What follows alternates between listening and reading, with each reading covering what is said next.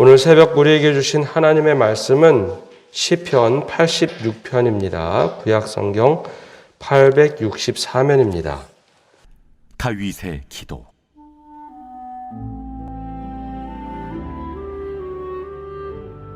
여호와여, 나는 가난하고 궁핍하오니 주의 귀를 기울여 내게 응답하소서. 나는 경건하오니 내 영혼을 보존하소서. 내 주 하나님이여, 주를 의지하는 종을 구원하소서. 주여, 내게 은혜를 베푸소서. 내가 종일 주께 부르짖나이다. 주여, 내 영혼이 주를 우러러보오니 주여, 내 영혼을 기쁘게 하소서. 주는 선하사 사죄하기를 즐거워하시며 주께 부르짖는 자에게 인자함이 후하심이니이다. 여호와여, 나의 기도에 귀를 기울이시고 내가 간구하는 소리를 들으소서.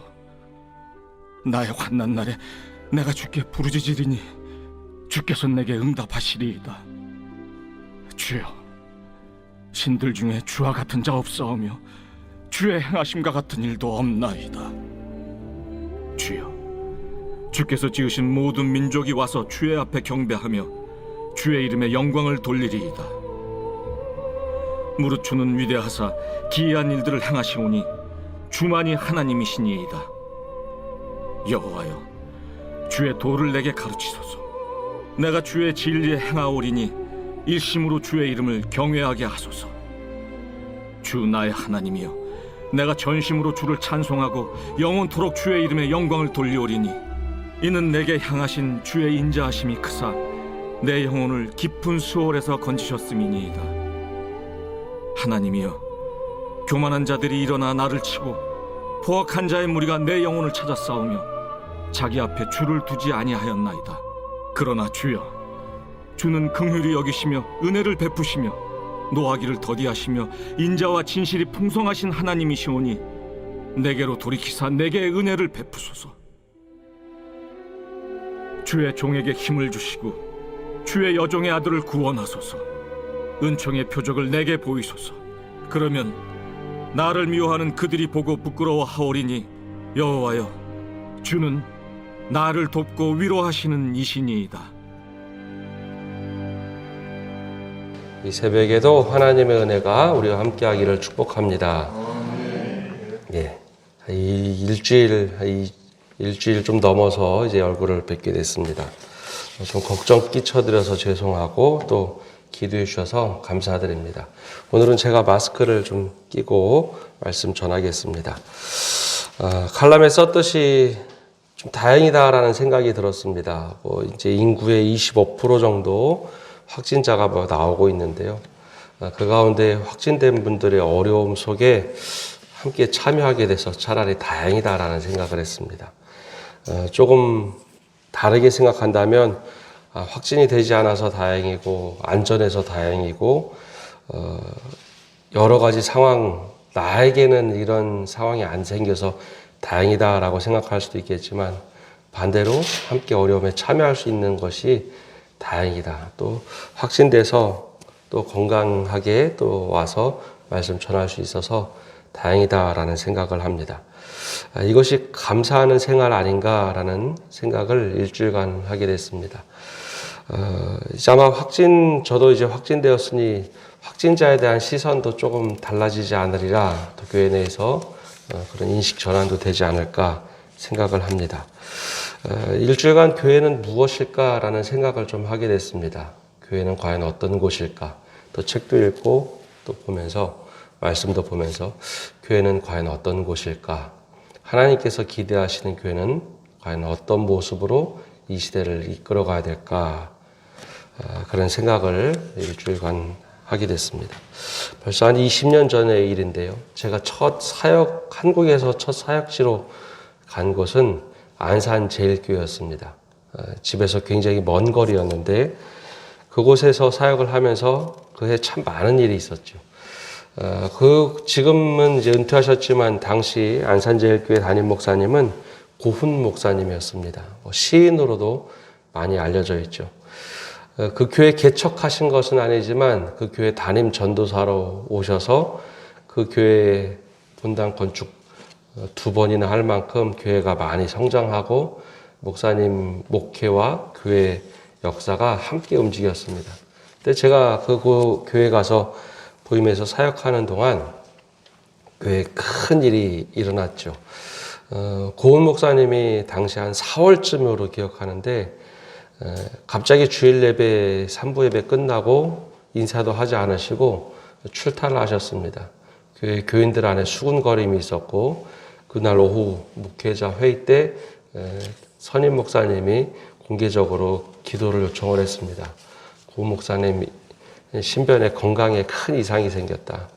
당시로 지금도 어렵지만 췌장암 판정을 받으셨다. 그래서 다음날 바로 수술하시러 서울로 가셨다라는 이야기였습니다.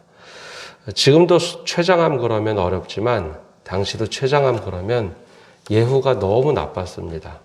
벌써 1년 이상 몸에 이상이 있었지만 병원에서 오진해서 췌장암을 초기에 발견하지 못하고 한참 진행된 상태에서 발견하게 됐죠. 근데 교회가 참 어려움에 처했었습니다. 목사님 혼자서 목회를 이끌어오면서 오랫동안 함께했던 20년의 세월이 있었기 때문에 목사님 췌장암으로 쓰러지시자 교회가 참 많이 요동을 쳤습니다. 불과 한두 달 사이에 교인 20, 30%가 빠지기 시작을 했고 교회 안에서 여러 가지 이야기들이 오고 갔죠. 목사님 회복할 수 있을 것이다. 또 회복하지 못하니 대책을 세워야 한다. 물론 당회도 흔들렸고 여러 기관들이 다 부서도 흔들렸습니다. 그러자 어떤 얘기까지 나왔는가. 목사님 보필 잘못돼서 이런 일이 생겼으니 부목사들 책임져야 된다. 그래서 여러 명이 그만뒀고 또 교육전도사도 그해 많이 반 이상이 그만뒀습니다. 그런 가운데 여러 가지 이야기가 오고 갔죠. 근데 지금 돌아보면 참 우스운 대책이었지만 다행스럽게 이제 선임 장로님이 좀 중심을 좀 잘 잡았습니다. 그래서 우리가 이렇게 하면 안 되겠다. 좀 우리가 기도회도 하고 잘 가야겠다. 그래서 저녁에 매일 기도회도 하고 그러는 가운데 췌장암 수술하시고 목사님이 6개월 만에 교회 와서 인사를 하고 그리고 1년 뒤에 목사님이 목회에 복귀를 하게 됐습니다. 그리고 나서 은퇴하시기 전에 지급의 안산제일교회 다시 재건축을 하게 됐죠. 그 일을 보면서 교회가 과연 어떤 곳인가, 무엇인가라는 생각을 깊이 하게 됐습니다. 근데 그 어려운 과정을 잘 극복하는 과정 속에 교인들이 함께 모여서 어수선한 가운데 다시 마음을 잡고 기도할 수 있었다라는 겁니다. 모든 교육자들이 아무리 멀어도 매일 저녁 기도해야 하니 일주일에 한 번씩은 꼭 와서 교육전도사들도 기도해라. 그런 이야기부터 시작해서 한 3달간 열심히 집중해서 기도했던 기억들이 납니다. 그리고 교회가 조금씩 안정화를 찾아갔던 기억들. 교회 그 당시에 가장 중요시 여겼던 것은 교회의 본질이 과연 무엇인가라는 거였습니다. 교회는 복음을 전하고 생명을 살리는 곳. 그리고 이 위기의 시대에 과연 우리가 무엇을 할 수 있을까 했던 그 초점을 맞췄던 그것이 가장 중요했던 그리고 좋은 기억이 아니었는가 생각합니다. 물론 과정 속에서 잘못된 판단, 결정도 많았습니다. 그러나 교회가 과연 무엇인가라는 본질을 잡다 보니 교인들이 함께 모여서 기도할 수 있었고 또 그 위기를 극복할 수 있었고 또 목사님도 기적적으로 다시 건강을 되찾아서 목회 일선에 돌아와서 아주 안정적인 은퇴와 후임 청빙이 있었지 않는가라는 생각을 하게 됩니다. 오늘 시편의 말씀은 이 시편 기자가 죽음의 위협 속에 처했을 때의 일입니다. 유일하게 시편 3번째 권, 3권에서 유일하게 다윗의 시라고 기록된 시인데요. 오늘은 살기 어린 이 적들의 공격에서 속수무책으로 당하던 이 다윗이 고백하며 다만 하나님께 기도하는 시입니다. 시인은 자신의 처지를 아주 정확하게 판단을 합니다. 하나님, 내가 지금 어떤 상황인지 나는 가난하고 궁핍하오니 주의 귀를 기울여 내게 응답하소서라고 하며 시를 시작합니다. 근데 이 시인이 이렇게 고백할 수밖에 없었던 것은 왕이었음에도 불구하고 주변에 자신을 도와줄 수 있는 사람이 별로 없었다는 것이죠. 왕이었음에도 불구하고 내가 어느 누구도 의지할 수 없으니 그것이 마음이 가난한 것이었고 궁핍함이었고 내가 하나님께만 의지한다는 고백 속에서 하나님께 기도를 하고 있습니다. 근데 이렇게 죽음의 위협 속에 굉장히 어려움 속에 탁 처하면 사람들이 탓하기 참 편합니다.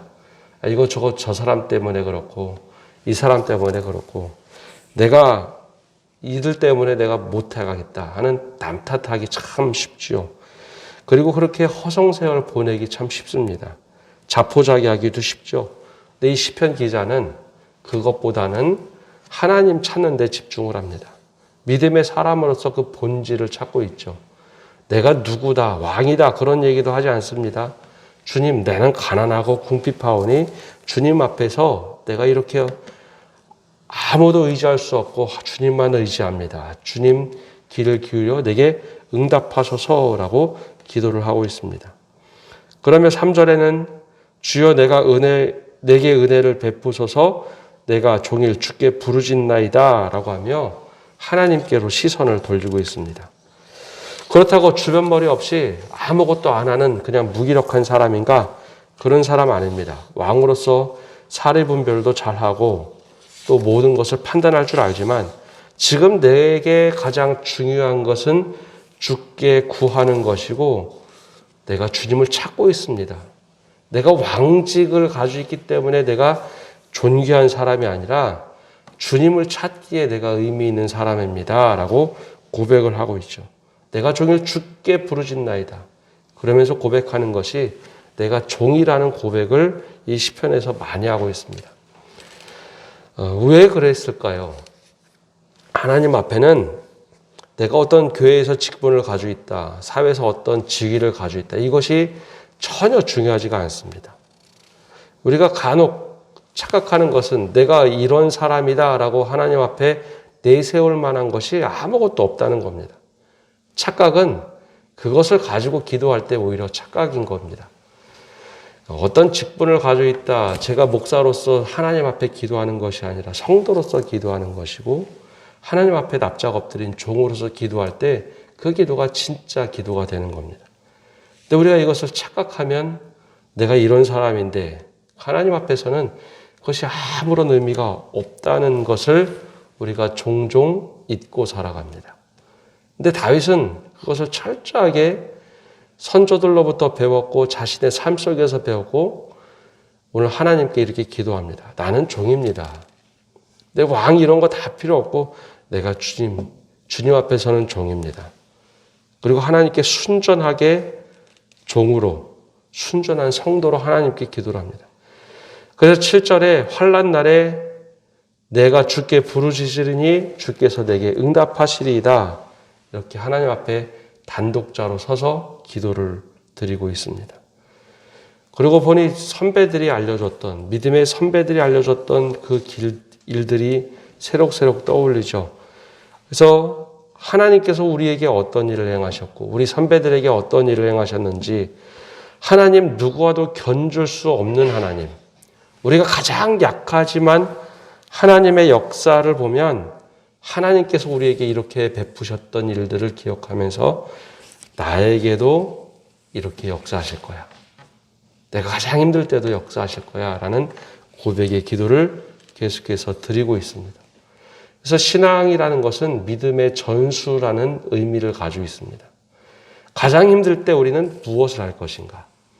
출애굽의 역사 때 이스라엘 백성들이 경험했던 하나님, 그리고 가나안 땅에서 경험했던 하나님, 그리고 포로로 끌려가면서 우리는 어떤 하나님을 믿고 있는가? 내 가장 힘들 때 우리 믿음의 선배들이 어떻게 기도를 했고 우리는 지금 어떻게 기도를 하고 있는가 하는 그 고백, 이것이 바로 오늘 다윗의 고백입니다. 그런 면에서 지난 2년 동안 우리는 어떤 기도를 하나님께 드렸고 하나님 우리는 이 위기를 어떻게 극복하고자 노력을 했는지, 우리 자녀들 앞에서는 어떻게 모습을 취했는지, 우리 믿음의 후배들 앞에서는 어떤 믿음의 모습을 취했는지, 이것은 내가 일일이 가르치기보다는 내 삶에 고스란히 그대로 보여준 무의식적의 가르침이었습니다. 이 믿음의 선배들이 우리에게 무엇을 가르쳐줬고, 성경에서는 우리에게 무엇을 얘기했고, 우린 지금 무엇을 이야기하며 신앙에 대해서 이야기하고 있는지. 축복의 하나님만 우리가 외쳤다면 우리는 축복을 지금 받지 못했기 때문에 저주받는다고 생각하지는 않았는지요. 근데 하나님께서는 지금 이 순간에도 늘 함께 하시고 우리를 위함에서 건지시기 위하여 부단히 노력하시는 분입니다. 내가 위기 속에서 간절히 외칠 때 하나님께서 우리와 함께 하신 하나님. 그 하나님이 우리와 지금도 여전히 함께 하십니다. 그래서 다윗도 가장 힘든 순간에 하나님께 기도하는 이 기도 내용을 이렇게 기록하고 있습니다. 우리도 힘들 때 기도하라는 것이죠. 하나님께 부르짖으라는 겁니다. 그래서 오늘 11절과 13절까지 이렇게 고백을 합니다. 가장 힘들 때, 죽음의 위협에 있을 때 여호와여 주의 도를 내게 가르치소서. 내가 주의 진리에 행하오리니 일심으로 주의 이름을 경외하게 하소서. 주 나의 하나님이여 내가 전심으로 주를 찬송하고 영원토록 주의 이름에 영광을 돌리오리니 이는 내게 향하신 주의 인자하심이 크사 내 영혼을 깊은 수월에서 건지셨음이니이다. 지금 나를 건져달라라는 고백도 있지만 주여 주님의 도, 주님의 길을 내게 가르쳐 주옵소서. 내가 주님 진리 속에서 행하겠습니다. 어렵고 힘든 상황 거기에 매몰되는 것이 아니라 내가 주님께서 길을 가르쳐 주시면 우리 믿음의 선배들이 행했던 것처럼 나도 그렇게 행하겠습니다. 그러면 주님께서 길을 내주셔서 나를 온전한 길로 인도하실 것입니다. 라고 고백을 하고 있습니다. 어려운 상황에서 기도할 때 우리가 확신을 가지고 기도하는 것, 주님 반드시 건져주실 것이다. 이 확신을 갖는 것은 중요합니다. 하나님께서 아무리 길을 가르쳐 주시고 이것이 옳다라고 우리들에게 말씀해 주셔도 출애굽 역사에서 우리가 보는 것처럼 하나님이 길을 가르쳐 주셔도 주저주저하면 앞으로 나갈 수가 없습니다. 내가 아니라고 판단하면 아무리 이 길이라 맞다라고 하셔도 그 길을 갈 수 없는 것이 우리입니다. 따라서 주님께서 확실하게 우리를 인도하실 것이다. 또 주님께서 우리를 확실하게 우리를 하나님의 길로 인도하실 것이다. 분명히 건져주실 것이다. 그 확신이 있어야 우리가 주님의 길을 따라갈 수 있습니다. 이 죽음 위험 앞에서 다윗은 오늘 이렇게 우리들에게 기도의 내용을 알려주고 있습니다. 우리가 확신을 갖고 이 어려운 시기에 주님 매달리고 기도하면 확실하게 우리를 건져주실 것이다. 이것이 바로 다윗의 신앙 고백이고 기도였습니다. 그래서 마지막에 주님께 이 어려움을 토로하면서도 15절처럼 주여 주는 궁일이 여기시며 은혜를 베푸시며 노하기를 더디하시며 인자와 진실이 풍성하신 하나님이시오니 내게로 돌이키사 내게 은혜를 베푸소서. 주의 종에게 힘을 주시고 주의 요종의 아들을 구원하소서. 바로 하나님을 찾고 구하며 기도를 마치고 있습니다. 오늘 우리가 위기의 시대, 우리가 어떻게 기도를 해야 될까? 내가 확신을 가지고 기도하는 것. 주님, 우리에게 은혜를 베풀어 주옵소서. 우리를 건져 주옵소서. 내가 먼저 확신을 가지고 기도할 때, 또 하나님을 찬양할 때 하나님께서 우리를 분명히 선하게 인도해 주실 겁니다. 오늘 새벽에도 그 주님 붙잡고 기도하시며 나가는 성도 여러분 되시기를 바랍니다. 기도하겠습니다. 은혜가 풍성하신 하나님, 오늘 새벽에도 주님 앞에 나와 기도합니다. 각자의 간절한 기도 제목이 있습니다. 우리 시편 기자의 다윗처럼 또 간절하게 주님께 부르짖고 외치는 기도의 제목도 있습니다. 이 기도 제목 주님께서 들어주시고 응답하여 주옵소서. 주님 긍휼이 많으시고 노하기를 더디하시며 선하게 우리를 인도하시는 하나님, 우리가 그 확신을 가지고 기도할 때 주님 우리 외면하지 마시고 우리의 기도 들어 응답하여 주옵소서. 하나님, 확신자들이 전국적으로 많이 나오고 있습니다. 그들의 건강을 지켜주시고 특별히 우리 성도들을 삶을 붙잡아 주시고 병원에 입원해 있는 분들도 있는데 속히 회복시켜 주시고 하나님의 은혜로 일으켜 주시옵소서. 주님께 모든 것 맡겨드리며 예수님의 이름으로 기도합니다. 아멘.